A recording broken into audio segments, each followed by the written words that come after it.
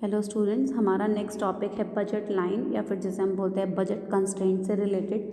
तो indifference curve क्या होता है? बेसिकली ओनली इंडिफरेंस कर्व के थ्रू आपको कंज्यूमर के बिहेवियर के बारे में बहुत कुछ ज़्यादा नहीं पता चलता, क्योंकि उसमें सिर्फ कॉम्बिनेशंस बताए जाते हैं किसे किस कॉम्बिनेशन में परचेज़ करना चाहिए, लेकिन ये नहीं बताते कि बेसिकली कंज्यूमर की इनकम कितनी है उसके थ्रू, या फिर ये नहीं पता चलता कि जो प्राइस है कमोडिटीज़ का वो कितना है। तो इंडिफरेंस कर्व में एक अनदर कर्व के थ्रू प्राइस और इनकम की इंफॉर्मेशन सप्लाई की जाती है, जिसे हम बजट लाइन बोलते हैं। मींस बजट लाइन बेसिकली एक वो लाइन होती है जो शो करती है हमें all different combinations of two commodities that a consumer can purchase at his given income and the price of two commodities. Clear है?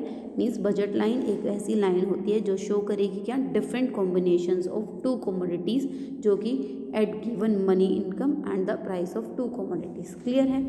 तो इसकी एक्सप्लेनेशन अगर हम समझना चाहते हैं तो मैं इसके लिए एग्जाम्पल देती हूँ। मान लीजिए आपके पास कुछ कॉम्बिनेशंस दे रखे हैं लाइक ABCD एंड E, और इनकम आपको दे रखी है फिक्स, मान लीजिए 4 रुपीज़, और प्रोडक्ट ए दे रखा है आपको, मान लीजिए एप्पल, जिसका जो अमाउंट है पर पीस जो चार्ज है वो है 1 रुपी। तो फिर अगर हमारी इनकम 4 रुपीज़ है और हम एप्पल एक भी नहीं परचेज़ करते, 1 करते हैं, 2 करते हैं, 3 करते हैं, 4 करते हैं। इसी तरीके से आपका सेकंड जो प्रोडक्ट है वो है आपका ऑरेंजीस का, जिसमें हमारी इनकम 4 है और इसका जो पर यूनिट जो प्राइस है वो है 0.5 मीन्स 50 पैसा, और इसकी कमोडिटीज़ हम 8 परचेज़ कर सकते हैं, यहाँ पर 6 देन 4 देन 2 एंड देन 0। इस तरीके से आपको कुछ अल्टरनेटिव कंजम्पशन पॉसिबिलिटीज़ आपको गिवन हैं। तो बजट लाइन कैसे प्रिपेयर की जाती है, उसके लिए हम एक ग्राफ बनाते हैं एक्स एक्सिस और वाई एक्सिस का, और जो कमोडिटीज़ हैं वो हम शो कर देते हैं लाइक 1 2 3 4। इधर तो हैं आपके एप्पल्स, और इस साइड पे जो शो किया गया है वो आपके ऑरेंजेस शो किए गए हैं लाइक 2 4 6 8। ठीक है, तो जो फर्स्ट कॉम्बिनेशन है उसमें आपको दे रखा है एप्पल तो 0 है और ऑरेंजेस 8 हैं दिस पॉइंट। नेक्स्ट में ये 1 है और ये आपके 6 हैं। सेकंड में ये आपका 2 है और ये 4 है। नेक्स्ट में ये 3 है और ये 2 है। नेक्स्ट में ये 4 है और ये 0 है, ये पॉइंट। तो आपकी जो लाइन ड्रॉ की जाएगी इन पॉइंट्स को मिलाते हुए, ये लाइन होगी आपकी बजट लाइन। ठीक है, कि मैक्सिमम ₹4 इनकम पे आप इन कॉम्बिनेशंस को परचेज कर सकते हो। ठीक है, जिसका प्राइस ₹1 रुपी पर यूनिट ये है, और ऑरेंजेस के लिए ₹0.5 है। क्लियर है? इस तरीके से आपकी बजट लाइन को ड्रॉ किया जा सकता है। अब आती है बात इक्वेशन की, कि हमारी जो बजट लाइन है वो किस तरीके की इक्वेशन उसमें बनाई जाती है।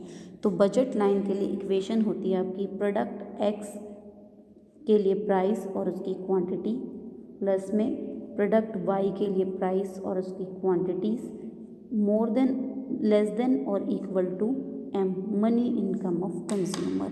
ये इसकी बेसिक इक्वेशन बनाई जाती है। ठीक है, कि जिसमें दो कमोडिटीज़ के पॉसिबल परचेज़र जो होते हैं वो उसको इस तरीके से डिफ़ाइन कर सकते हैं कि अपनी मैक्सिमम मनी इनकम से वो कितनी क्वांटिटी एक्स की परचेज़ कर सकते हैं कितने प्राइस पे, और वाई की परचेज़ कर सकते हैं वाई के कितने प्राइस पे। क्लियर है? अब बात आती है इसके स्लोप की।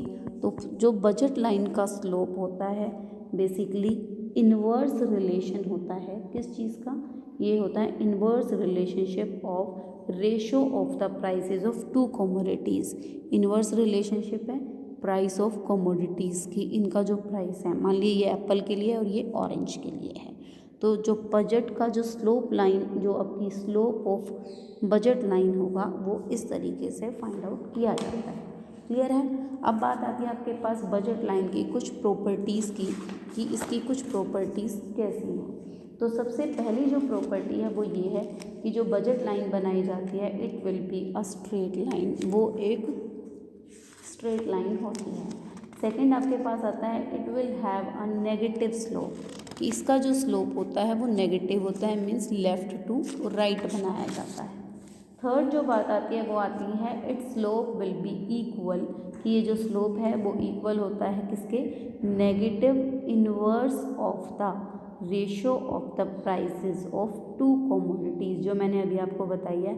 अगर हमें ऑरेंजेस और एप्पल का हमें बजट लाइन देखना है तो उसका जो फार्मूला होगा वो क्या होगा, नेगेटिव का साइन PA/PO, क्लियर है।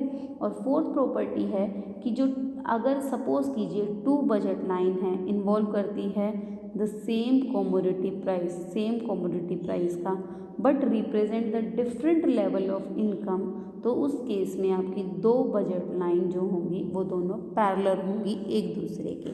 मान लीजिए इस तरीके से आप इसको शो कर सकते हो कि आपके पास बजट लाइन गिवन है एक ये वाली, ठीक है, ये कॉम्बिनेशन दे रखा है। लेकिन अगर इस सिचुएशन में दूसरी जो बजट लाइन कहाँ ड्रॉ की जाएगी, अगर सेम कमोडिटी, ये दोनों ही कमोडिटी है जिनका प्राइस जो है वो सेम रहेगा, ₹1 for Apple and ₹0.5 for oranges, clear है। लेकिन इसमें मनी इनकम अगर इंक्रीज़ हो जाती है तो आप इनकी ज़्यादा कमोडिटीज़ को परचेज़ कर सकते हो, लेकिन जो दूसरी लाइन बनेगी वो इसके बिल्कुल पैरेलल ड्रॉ की जाएगी, तो वो उसके पैरेलल होती है, मीन्स उनके जो कॉम्बिनेशंस हैं, जो रेशो है वो वही यूज़ की जाती है, ठीक है। इसे हम शिफ्टिंग भी बोल सकते हैं कि बजट लाइन कब अपवर्ड या डाउनवर्ड शिफ्ट होती है। अगर आपकी इनकम इंक्रीज़ हो जाती है, दिखाया जाता है अगर राइज इन इनकम, तो हमारी जो बजट लाइन है वो अपवर्ड हो जाती है, और अगर डिक्रीज़ दिखाया जाता है, इनकम में फॉल हैगा, तो उस केस में आपकी बजट लाइन भी ओरिजिन की तरफ शिफ्ट हो जाएगी, क्लियर है।